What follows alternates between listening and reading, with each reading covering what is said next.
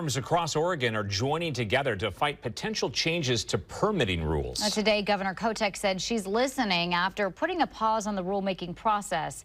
Fox 12's Julia Lopez went out to Sauvie Island to check in at a farm there and breaks it all down for us.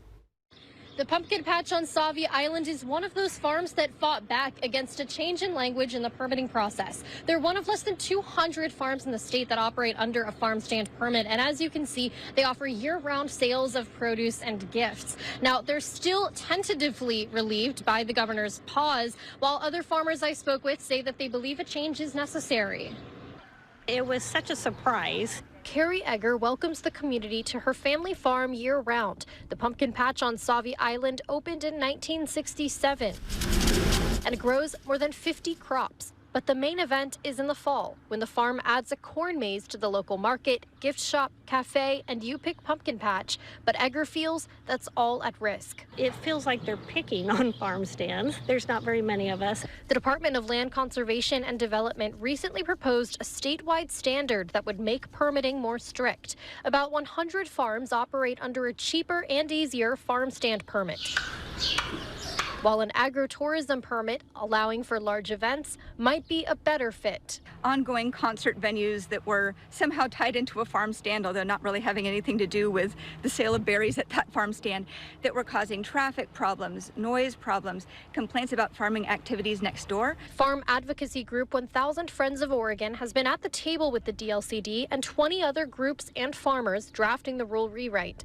They feel the effort to clarify permit regulations is misunderstood. What we were trying to do was limit giant concerts or the sale of products that come from off of the farm that have nothing to do with agriculture. If the event is related to the farm where it's being held, so if it's a farm-to-table dinner or a free educational event, totally allowed, no permit needed. I think that some farmers were unfortunately responding with fear to maybe some poor information. Aaron Nichols farms 15 acres just outside of Hillsboro and likes the permits where they are, but thinks more clarity is needed. We're going to start our tractors at 4:30 in the morning. We can't have an Airbnb next to us.